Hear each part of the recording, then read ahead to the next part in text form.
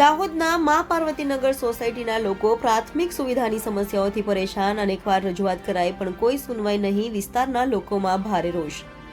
દાહોદ જિલ્લાના દાહોદ તાલુકાના રાબડાલ ગામમાં આવેલ મા પાર્વતીનગર સોસાયટીના લોકો સોસાયટીમાં અનેક પ્રાથમિક સુવિધાઓને લઈને અનેક સમસ્યાઓથી પરેશાન. સોસાયટીમાં રોડ, રસ્તા, વીજળી સહિતની અનેક સમસ્યાઓથી છેલ્લા કેટલાય સમયથી વિસ્તારના લોકોને મુશ્કેલીઓનો સામનો કરવો પડી રહ્યો છે. મા પાર્વતીનગરમાં પંચાયત દ્વારા 2024માં અંડર ગટરની કામગીરી લેવામાં આવી હતી અને ત્યારબાદ ગટરની અધૂરી કામગીરી મૂકી કારણ વગર કામગીરી બંધ થઈ હતી. જોકે હાલ પણ છેલ્લા કેટલાય સમયથી કામગીરી બંધ હોવાથી ગટરના બ્લોક લગાવેલા ડાકણાઓ ખુલ્લી હાલતમાં જોવા મળ્યા હતા.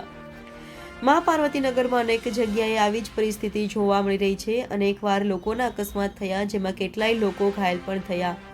ખુલ્લી ગટરોમાં પશુ પણ પડી ગયા જવાની ઘટના સામે આવી હતી. સોસાયટીના ઘરની બહાર જ અંડર ગટરની કામગીરીનો કાટમાળના ઢગલાને ઢગલા હોવાથી પણ લોકો પરેશાન છે. સાવચેતીના ભાગરૂપે આ ગટરના ખુલ્લા બ્લોકમાં કોઈ પડી ન જાય તે માટે આ ખુલ્લી ગટરના બ્લોકને સ્થાનિકો દ્વારા પથ્થરો મૂકીને બંધ કરાયા હતા.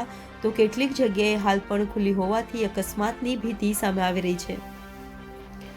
વિસ્તારના લોકોએ અનેકવાર તેની રજૂઆત આ તંત્રને કરાઈ હતી, પણ અત્યાર સુધી તેનો કોઈ પણ નિકાલ ન થતા લોકોમાં રોષ જોવા મળ્યો હતો. સોસાયટીના લોકો વહેલી તકે કામગીરી પૂર્ણ થાય તેવી આસ લગાવી રહ્યા છે.